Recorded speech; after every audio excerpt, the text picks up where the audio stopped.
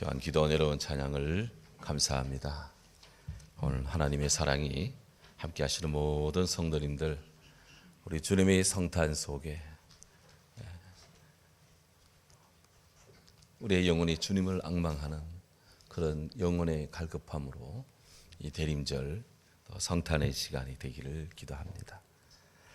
메시아 구세주가 오실 때는 병든 자는 낫게 될 것이나 어리석은 자는 계속 어리석은 대로 있을 것이다. 탈무드, 유대인의 지혜의 책 탈무드가 주는 훈계입니다. 메시아가 나타날 때에는 어리석은 자만을 빼고는 모두가 다 구원을 받고 병도 낫게 되리라 라는 그런 지혜의 가르침입니다. 이게 메시아, 히브리어입니다. 우리말로는 성류, 거룩한 기름을 부어진 자, 거룩한 기름 부음을 받은 자, 그런 뜻입니다. 이 메시아를 헬라어 그리스어로 번역을 하면 크리스토스라고 하고요, 영어로 하면은 크라이스트라고 하고, 우리 성경에는 그리스도라고 이렇게 기록을 하고 있습니다. 그리스도는 하나님으로부터 거룩한 기름, 성류가 부어진 구세주, 그런 말입니다. 고대 유대 세계에서 세 부류의 사람에게 기름 부음으로 그를 있게 합니다. 한 분은 왕이고, 또 한 분은 제사장이고, 또 한 사람은 선지자입니다. 이 왕, 제사장, 선지자를 세울 때 기름을 붓습니다. 그들이 유대인의 세계에서는 메시아, 기름 부음 받은 자, 그렇게도 불려요. 성경에서 알 수 있듯이 고대로부터 현대에 이르기까지 이스라엘 나라는 정말 많은 고난을 받았습니다. 우리나라도 5천년 역사 속에 참 힘든 세월의 고비고비를 우리가 지나고 있지만, 유대인들은 유독 더 개인적으로, 민족적으로, 국가적으로 지금까지 세계 속에서 고난 속에 살고 있습니다. 고대 이스라엘 백성들 이집트에서는 400년 동안 애굽에 종사를 했습니다. 사사시대에는 주변 팔레스타인 지역 사람들에게 끊임없는 도전과 또 침공을 받았습니다. 왕정시대, 사울왕, 다윗왕 때, 그리고 솔로몬 때 잠깐 평화가 있었지만, 솔로몬이 죽고 난 다음 나라가 남북으로, 유다, 이스라엘로 남북으로 나누어지면서 끝없는 반목 갈등을 빚었고, 그 와중에 주변국의 크고 작은 세력의 침입 속에 시달렸습니다. 이었고, 역사 속에 등장하는 강대국들, 소위 아시리아, 바벨론, 페르시아, 그리스 제국, 알렉산더 제국, 로마 제국에 의해서 무참히 짓밟혔습니다. 역사 속에서 이렇게 유대인들은 늘 생존의 위협을 받았습니다. 해수 유대인들은 심각한 고통으로 신음하면서 언제나 그들을 해방시키고 그들에게 하나님의 나라를 이루는 메시아가 오기를 그들은 이제나 저제나 기다렸습니다. 대망했습니다. 바로 이 메시아 신앙이 고난 속에 부초와 같은 이스라엘 백성들을 생존케 하는, 견디게 하는 힘이었습니다. 특히 유대인들은 역사 속에서 끊임없이 질병 속에, 기아 속에, 박해 속에 국의 추방을 당하면서 재산을 다 빼앗기는 그런 재난을 순환하며 끝없이 만났는데, 그때마다 그들은 성경을 펼쳐들었습니다. 언제 메시아가 나타나실지, 하나님이 무슨 메시아에 대한 감추어진 힌트라도 어디 없는가 싶어가지고 그들은 죽도록 성경을 살폈습니다. 유대인들은 메시아가 오실 때 창세기에서 하나님이 인간에게 보다 나은 세계를 만들어 내도록 하는 명령을 이 역사 속에 이루실 줄로 그들은 믿었습니다. 그래서 유대인들은 구세주가 오늘이나 혹은 내일이나 모레일지 언제 올지는 모르지만 그 메시아가 언제 나타나더라도 그들은 늘 주님을 맞이할 수 있도록 평소에 자신을 향상시키는 노력을 게을리하지 말아야 된다. 그들은 그렇게 생각을 했어요. 구세주가 오시는 날이 그들에게는 최후의 날이기 때문입니다. 해서 유대인들은 모든 날에 있어 매일매일이 그들의 인생에 있어서 매일매일이 새날이고 동시에 최후의 날이다. 이렇게 여겼습니다. 그렇기 때문에 그들은 늘 어제는 실패했더라도 오늘, 과거는 실패했더라도 오늘 다시 시작할 수 있고 다시 새롭게 나아갈 수 있고 다시 창조할 수 있다. 그들은 그렇게 여겼습니다. 그래서 탈무드는요, 오늘은 최초의 날이자 최후의 날이다. 고로 현재를 열심히 사는 수밖에 없다. 그들은 그렇게 강조하고 이야기하고 그렇게 믿습니다. 이보다 더 현재를 아름답게 표현할 수 있을까 생각을 해보죠. 그런데 유대인들이 놓친 부분이 하나 있습니다. 그들이 그토록 기다리던 메시아께서 아직 오시지 않은 것이 아니라 이미 오셨다는 사실입니다. 오늘 장로님 기도한 것처럼 이미 주님이 오셨다는 거예요. 사도행전 2장 36절에서 성령 충만한 베드로가 외칩니다. 그런즉 이스라엘 온 집은 정령할지니 확실히 할지니 너희가 십자가에 못 박은 이 예수를 하나님이 주와 그리스도가 되게 하셨느니라. 아멘. 예. 바로 이스라엘 사람들이 못 박았던 그 예수, 그들이 정죄했던 그 예수가 바로 하나님이 주가 되겠고 그리스도가 되겠고 여러분들이 그렇게 기다리는 메시아가 바로 그분입니다. 이렇게 베드로께서 외쳤습니다. 더욱 놀라운 일은 그분 예수께서 다시 오실 때 죄에 대하여, 의에 대하여, 심판에 대하여 세상을 책망하신다. 그렇습니다. 오늘 우리는 대림절 첫 번째, 대강절 첫 번째 주일 촛불을 밝히며 성탄을 기다립니다. 이 대림절은 말씀드린 것처럼 주님 오심을 기다리는 그런 영혼의 계절입니다. 대림절은 이미 하나님이 예수 그리스도를 통해 이 세상에 이미 오셨고 오신 그 주님 십자가 구원의 주 마구에게 마구간에 누우신 아기 예수를 기억을 하고 이를 통해서 다시 오시는 왕 중의 왕 예수 그리스도 우리 주님 구원의 주님을 기다리는 믿음과 소망과 사랑이 점철된 신앙의 절기입니다.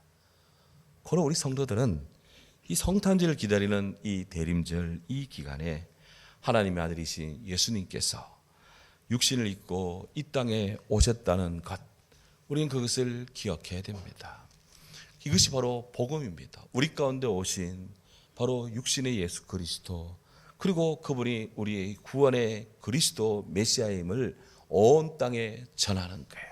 그래서 어느 때보다도 이 성탄의 절기에는 우리 주님의 빛 대신 주님의 구원이신 사랑, 이 사랑을 이웃과 함께 사랑을 나누고 주의 사랑을 전하고 주님의 빛을 비추는 이런 일에 우리의 삶으로 다 같이 나가야 될 줄로 믿습니다. 동시에 성도는 이 대림절의 아름다운 시간 동안에 우리 주 예수 그리스도를 우리 마음 한복판에 나의 왕, 나의 주님으로 모시고 내 안에 거하시기를 기쁘게 여기고 주님 추하고 낮은 내 마음의 마구간에 오시옵소서. 나의 왕으로 오시옵소서.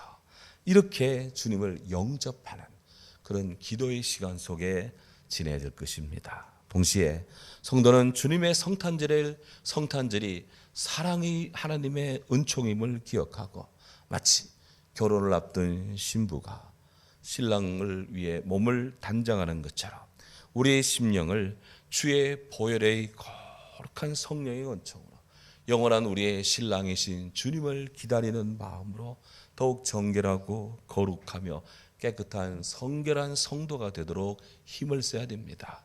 나아가서 대림절을 맞는 우리의 주의 성도들은 다시 오실 주님, 그 주님을 기다리는 사모하는 심장을 가지고 지혜롭고 슬기로운 다섯 처녀처럼 그릇에 기름을 담아 등과 함께 준비하여서 마라나타 아멘 주 예수여 다시 오시옵소서 어서 오시옵소서 이렇게 주님의 다시 오심 재림을 기다리며 찬양하고 기도하는 성결한 크리스찬으로서 우리가 주 앞에 서야 될 줄로 믿습니다. 이렇듯 대림절은 우리 주님 앞에서 성도된 우리의 죄를 회개하고 정리하고 다시 깨끗한 마음으로 주님께 나가는 신앙의 결단의 시간. 그러면서 주님 오시옵소서. 고난에 처한 지구상의 역사 속에 우리나라에 우리 심령에 우리 가정에 나의 마음 깊은 곳에 오시옵소서. 주님의 임하심을 기다리고 기다리는 영혼의 기다림의 시간. 그 기다림이 사랑의 기다림으로 주님을 앙망하는 영혼의 깊은 주목이 있는 그런 신앙의 축복이 깊이 임하시기를 주의 이름으로 축복합니다. 아멘. 인간이 일을 하되 그 일에 대한 시기, 타임, 그 일의 기회, 찬스, 그리고 이 일이 성사되는 것, 그것이 다 하나님께 달려 있다고 전도서는 말씀하고 있습니다. 지난주 우리는 묵상을 했습니다. 빠른 경주자라고 선창하는 것이 아니다. 용사들이라고 전쟁에 승리하는 것이 아니다. 지혜자들이라고 음식물을 먹는 것도 아니다. 명철자라고 재물 얻는 것도 아니고 지식인들이라고 은총을 입는 것도 아니다. 그렇게 말씀하신 주님, 모든 것이 우리 주님의 손안에 있다 말씀하죠. 그러면서 이어지는 13절에 해 아래서 지혜로운 행위의 본을 보고 크게 감동받은 것이 있다. 이렇게 전도서 기자 솔로몬이 운을 떼면서 뭔가를 우리에게 하나의 사례를 들며 메시지를 지금 던지고 있습니다. 14절에 보면 어느 작고 인구가 많지 않은 한 성읍에 큰 군대가 들이닥쳤습니다. 큰 힘을 가진 왕의 군대가 에워쌌습니다. 성 높이만큼 흉벽을 쌓아 올렸습니다. 그럼 매우 위협적인 공격을 가했습니다. 그려지죠. 드라마로도 또 영화로도 얼마든지 그려질 수 있는 부분입니다. 왕건에 봐도 또 안시성을 봐도 뭐 고려 거란 전쟁을 봐도 얼마든지 그려지는 그런 장면입니다. 이런 백축간대의 위기 속에 선 그 마을, 그 성읍이 지혜롭고 가난하지만 지혜로운 한 사람에 의해서 건짐을 받는다. 오늘 성경이 그렇게 말합니다. 그 어떤 조치를 취했는지는 모르지만 그 가난하지만 지혜로운 그분에 의해서 모든 사람들이 일심단결했고 그렇게 해서 지혜로운 방어 조치를 취했고 해서 큰 왕의 군대를 물리쳤습니다. 그런데 성경을 보면 그런데 그 위기 사태가 수습이 되고 안정이 되고 났는데 그 가난한 자를 기억하는 사람이 없었도다. 이렇게 전도서가 꼬집고 있습니다. 은혜는 물에 새기고 원수는 돌에 새긴다 했는데 은혜를 물에 새겨 다 잊어먹은가요? 아마도 그 위기 성읍을 구한 그분에게 어떤 감사의 표시를 했는지 아니면 포상 조치를 했는지 불미불명합니다. 보니 그런 것이 아무것도 없었던 것 같아요. 이 강한 군대의 침략을 받은 그 성읍이 어느 성읍인지 그 성읍에서 그를 건져낸 그 가난하고 지혜로운 자가 누구인지 성경은 말하지 않습니다. 하지만 솔로몬께서 전도서에서 이 말씀을 할 때 이 말씀을 읽는 그 시대의 사람들은 그것이 어딘지 그가 누구인지 다 알았을 것 같아요. 크게 문제를 삼지 않기 때문에 그렇습니다. 주목할 점은 여기 전도서 본문에서 가난하지만 지혜로운 한 사람에 의해서 위기에 처한 그 성읍이 구원을 받은 그 이야기, 이것이 그대로 끝나는 것이 아니라는 거예요.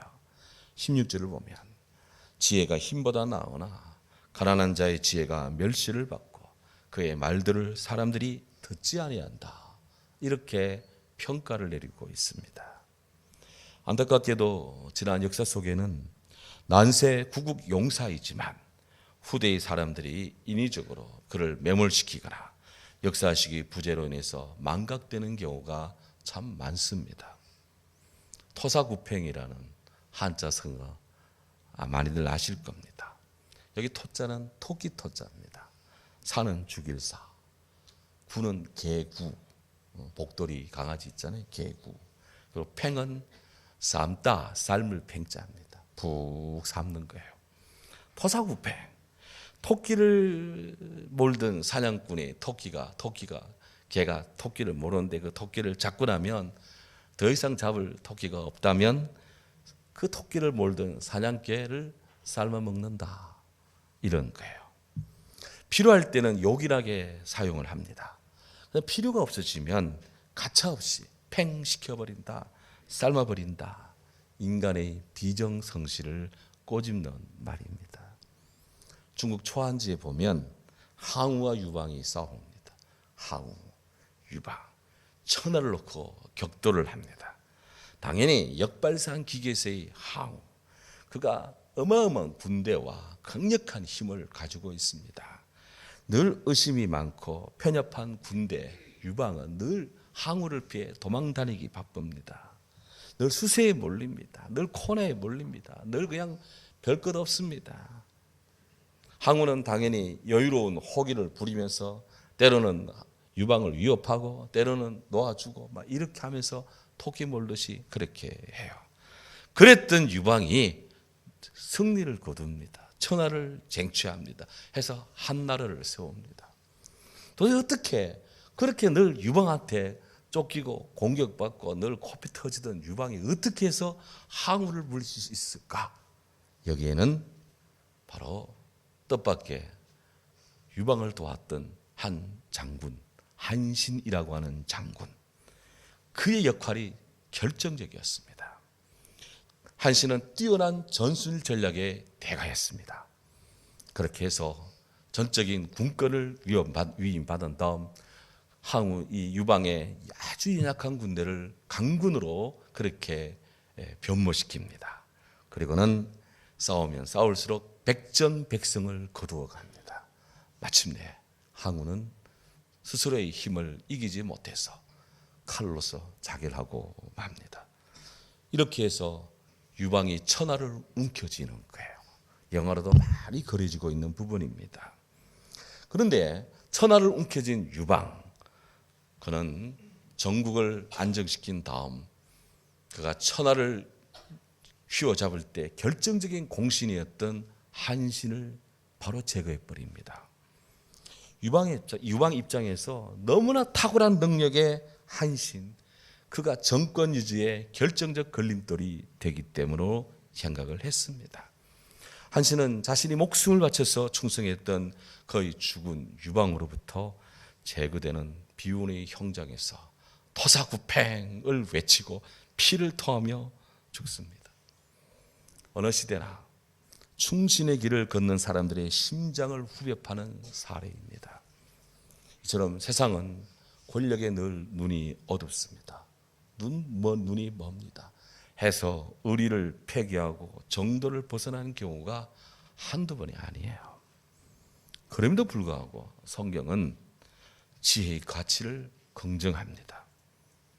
조용히 들리는 지혜자의 말들이 우매한 자들을 다스리는 그런 자들의 호령보다 나으니라. 지혜가 다스리는 무기보다 나으니라. 금년도 노벨 경제학 수상자로 미국 매사추세츠 공과대학의 다론 아제모울로, 사이먼 존슨 교수 두 분과 미국 시카고 대학의 제임스 로빈슨 교수, 이 세 분이 노벨 경제학상을 공동 수상을 했습니다. 이들이 같이 연구를 하면서 내린 결론이 이것입니다. 국가 간 성장의 차이, 무엇이 한 나라를 뛰어나게 하고 무엇이 한 나라를 열등하게 만드느냐, 무엇이 성장의 차이를 나게 하느냐, 그 원인은 인종이나 지역이나 성별과 같은 이런 변수가 아니라 그것은 그 국가의 포용적 여부, 포용적 제도가 있느냐 없느냐. 있다 하면 얼마나 잘 그 제도가 운영되고 있고, 있지 않다면 얼마나 그 제도가 그렇게 묻혀주고 있느냐, 이런 점을 규명을 해낸 공로로 노벨 경제학상을 받았습니다. 이들에 따르면 국가의 성패를 결정짓는 것은 바로 포용적 정치 경제 제도다라는 건데, 그럼 포용적 정치는 뭐냐? 포용적이라는 것은 사유재산을 보장하고 법치주의, 민주주의, 그리고 공정한 경쟁의 장, 공정이라는 것. 이 제도가 잘 유지되고 있는 나라는 선진국으로 간다는 거예요. 하지만 국가의 실패의 뿌리에는 바로 일부 그냥 권력자만 배가 부르고 나머지 사람들은 그냥 피골이 상접해지는 착시적 제도를 운영하고 있다. 그러면서 이분들이 한 나라를 예로 듭니다. 바로 우리나라 대한민국을 예로 듭니다. 한국은 북한과 달리 포용적 시장을 형성할 수 있기 때문에 북한과 달리 성공 사례가 된다는 거예요. 그 이야기를 제가 보고 들으면서 정말 우리나라 대한민국이 늘 자랑스럽지만 정말 자랑스럽더라고요. 물론 미흡한 점도 있고 부족한 점도 없지 않습니다. 역대 어느 정부가 어느 때가 우리에게 만족을 줄 때가 언제 있었습니까? 하지만 역사를 되돌아보면 대한민국 5천년, 한반도 5천년 역사에서 가장 부유롭고 가장 평화롭고 가장 은혜롭고 가장 발전적인 아시아에서 가장 민주주의가 발달한 나라, 그리고 평화롭게 자유로운 나라가 어디냐? 아시아에서 대한민국이에요. 대한민국. 정말 자랑스럽습니다. 포용적 국가다.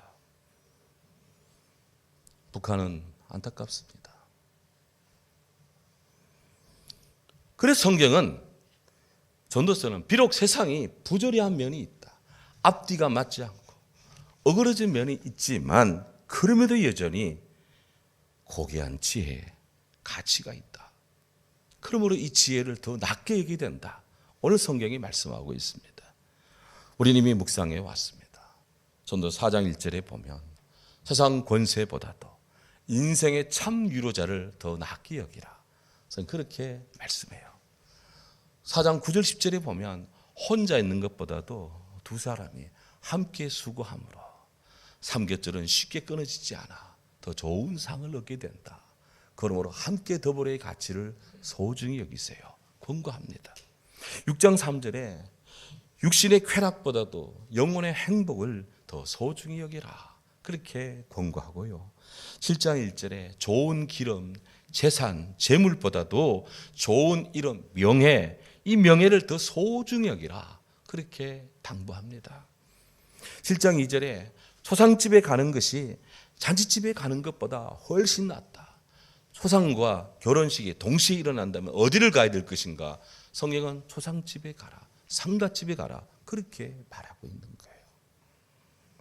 7장 3절에 슬픔이 웃음보다 나음은 얼굴에 근심하는 것이 마음에 유익하다. 때때로 고민하고, 때때로 회개하고, 때때로 반성하고, 때때로 자기 속에서 자기가 자기를 볼 때 때로는 실망감을 느끼지만 그렇게 해서 더 발전해 나갈 수만 있다면 지금 아무것도 아니면서 웃고 있는 것보다는 훨씬 낫다. 그렇게 당부하고 있는 거예요. 7장 5절 6절에 우매자의 칭찬보다 지혜자의 책망을 듣는 것을 더 소중히 여겨라. 부모님들은 우리에게 칭찬도 해주지만 때로는 책망합니다. 안 돼. 제대로 똑바로 정의치. 저는 그렇게 늘 했거든요. 그것이 훨씬 낫다는 거예요. 그것이. 그런 소리가 있을 때 행복한 겁니다. 그런 말을 하는 사람이 있는 것이 그에게는 영혼의 선생님이 돼요. 7장 8절에는 일의 시작보다도 일의 끝이 시작보다 낫다. 고로 참는 마음이 교만한 마음보다 낫다. 그렇게 말씀합니다. 9장 4절에 살아있는 개가 죽은 사자보다 나으니 세상 권세보다 하늘의 소망을 더 소중히 여기라. 그렇게 권고합니다. 오늘 9장 17절 18절에 조용히 들리는 지혜자의 말씀 소리들이 우매한 자들이 다스리는 호령 소리보다 훨씬 낫다. 지혜가 무기보다 낫다. 그렇게 말을 합니다. 자녀에게 고기를 사다가 먹이고 고기를 잡아서 먹이는 것도 좋지만 고기 잡는 법을 가르치고 소 키우는 법을 가르치고 그들이 성장하는 법을 가르치고 그 이치를 깨닫게 하고 교육을 시키고 사람을 깨우치게 만드는 그런 부모님이 훨씬 낫다. 그것입니다.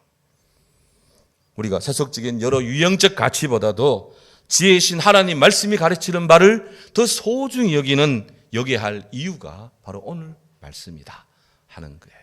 특히나 죄인 한 사람이 많은 선을 무너지게 하기 때문에 성도는 더더욱 영적으로 깨어 경성해야 할 것입니다. 성경 히브리서 12장 14절 16절은 말씀합니다. 모든 사람과 더불어 화평함과 거룩함을 따르라. 이것이 없이는 아무도 주를 보지 못하리라. 성경 모든 이에게 화평하고 거룩하기를 요구합니다.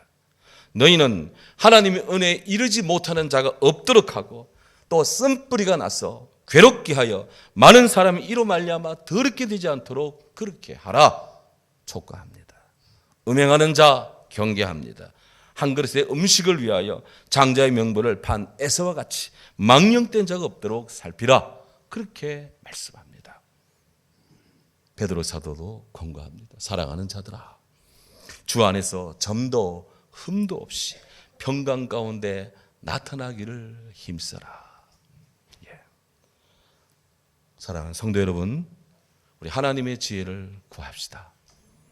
지혜는 어리석음보다 낫습니다. 하나님의 지혜는 사람들로 하여금 인내심을 갖게 합니다. 하나님의 지혜는 사람으로 하여금 관대하게 합니다. 사람으로 하여금 슬기롭게 합니다. 해서 다윗은 권고합니다. 지혜 곧 하나님의 말씀은 많은 순금보다 더 사모할 것이다. 주의 종이 이것으로 경고를 받고 이것을 지킴으로 상이 큽니다. 주의 종이. 예수님이 오시는 대림절, 성탄을 기다리는 절기입니다. 지혜이신 우리 예수 그리스도, 주님을 우리 마음 깊이 모시고 주 예수보다 더 귀한 것이 없네. 오늘 이 같은 신앙의 고백으로 이 한 달 우리 주님 안에서 복되고 행복하기를 주의 이름으로 축원합니다. 아멘. 높으신 주님 감사합니다. 지혜가